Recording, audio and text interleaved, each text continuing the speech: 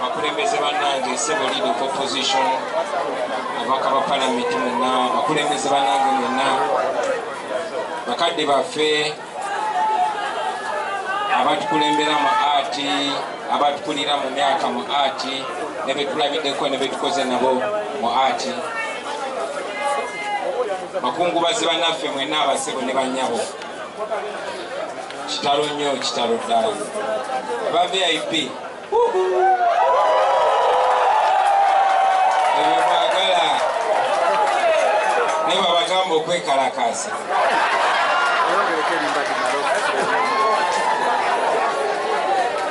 njagala okubebaza abaganda bange mwenna olw'ekitiibwa kyemuwadde munnaffe Kato Lubwama okumukungubagira mu kitiibwa ne mukwano okusingira ddala ssebo Honorable Nsereko njagala okwebaza wambadde ngoberera ndaba emikolo gwe omu ku mikwano gya Kato abagiri mitambo webale nnyo webalire ddala mulaga mukwano baganda bange olwaleero nzize wano ku lw'enju yange n'abantu bange ne baganda bange okutuusa okubagiza n'okusaasira eri namwandu abaana n'ab'enju ya muganda waffe Kato Lubwama. Eggwanga lifiiriddwa, entertainment industry efiiriddwa, obuganda bufiiriddwa, n'oluuyi oluvuganya gavumenti oba olwanirira enkyukakyuka lufiiriddwa. Nze nno Kato tabadde kyali wange nnyo, naye abadde kyali waffe ffenna as a family. Ate mu ngeri nnyingi nnyo bwenzira mu art nesanga family member nga tuli wamu.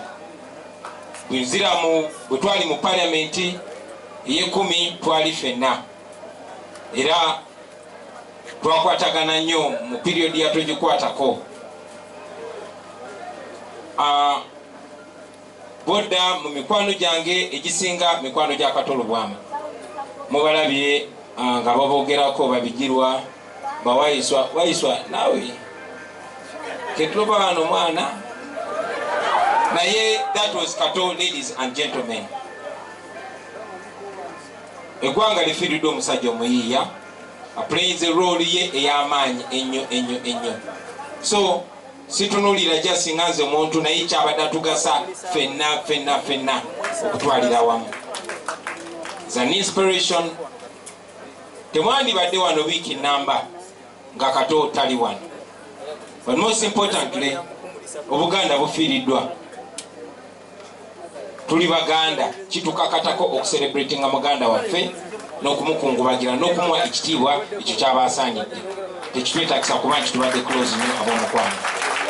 Kale nno ntuusa okusaasira kwange ku lwa bannange, ntuusa n'okusaasira kw'obwana bwa Nuupu ng'omugenzi bw'abadde atera okubuyita okusaagirira. Baganda bange, tulina ebitugatta bingi nnyo okusinga ebitwawula, bingi nnyo. Babyogeddeko nti kati wano Menton Prince mwe tusobola okufunira omukisa kuba Nserekoyo naye mwana mwenako ennogu, naye tuli ba Luganda, tuli baana bawamu. So ebiseera nga bino twebaza Katonda nti tukyalina culture eyo etubringinga together ng'abooluganda. Sebo meya tukwaniriza nnyo.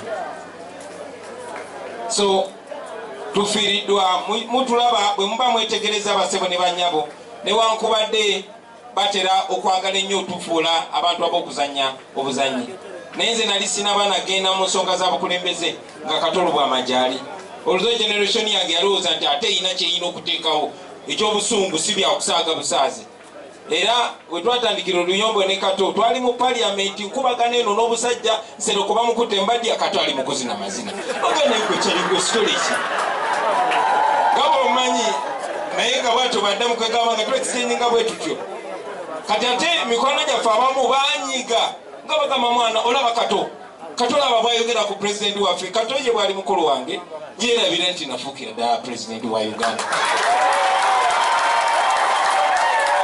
nasigala nga kyaleetezaawo naye nga bebagambye nga leeta mukwano era nga babawo ebiseera biri important nga out of the camera tukwatana Honorable Nsereko ajja kuneyimirira gwe basemba okulongoosa muganda waffe Kato Lubwama nagenda ne road mayor ku ddwaliro ya Metropole ne tukyalira Kato Lubwama n'ebyo nga si bya kamera kuba kitukakatako nkakasa n'ebyabadde yekyanga kyangaawo nga nafunye obuzibu era yandisooseewaawo ne bannanga abalala kubanga kibakakatako kitukakatako naye kiri important tuzimbe eyo culture tugiyigirize n'abaana bamenye nti tulina okuwaŋŋana ebitiibwa ne bwe tuba tusaaga tulage ekifaananyi eky'omukwano kubanga ebintu bingi nnyo bye tukola babigoberera ebya siriyasi.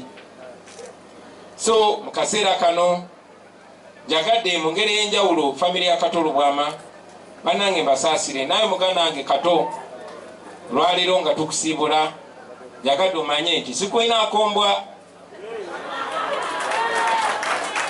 tambula bulungi mulongo era bwe tuba tweguddeko mu paati 2 mumanye nti tuli ba Luganda tuli baana bannambi ate tuli ba artist ate eggwanga litwenyumirizaamu nnyo njagala obasaasira mwe n'aba artist bannange tufiiriddwa naye kale bwe kubanga okufiirwa kwe kusigadde tugatta kutugatte nga tuggyemu ekyamagezi kale bwe kubanga okufa kyekisigaddewo okutujjukiza importance gye tulina tugimanye bannange ba artist tuli intelligent bw'oba otutte ebbanga n'osoma articles mukadde waffe Ashraf Somogerereza awandiika ojja kumanya tuli intelligent Honorable Mpuga kyogeddeko munnange tuli intelligent Kato was an intelligent man. You artists, you are intelligent. Fe highest mark ya intelligence waliwo omusajja omu yemodugaba akyasinza okuba omugezi bamuyita Marcus Garvey yagamba a civilization is not complete without its art, the highest form of expression of human intelligence. But you artists have let thieves run away with what belongs to you. Era nasanyuse nnyo nga mundaba muganda wange John Segawa annyonnyola ku TV nti tebalina ate tufuula abatategeera nga teffe tusinga okutegeera. Tosobola kuŋŋamba nti mwekolamu omulimu nga mukukolera mu ofiisi ya muntu. Sinze artist yasooka okujja okwogera amazima bangi nnyo bagoogera. Sinze artist yasooka okujja okulaga abantu nti eno ensi yammwe. Na feature these two hot guys, Mr. Bobi Wine and Master Parrot, the dancing style, the singing style. Nimye Dr. Dandy. So, bwe tutyo bwe twabeerangawo bassebo ne bannyabo. Banfunye okunfuula. Edis tereke bampadde kyabiri. So mikwano gyange mu kaseera nga kano twagala nnyo okulaba nga tukomyawo omukwano ogwo nga tukomyawo obwa Sseruganda obwo but most importantly nga twejjukiza obuvunaanyizibwa bwe tulina.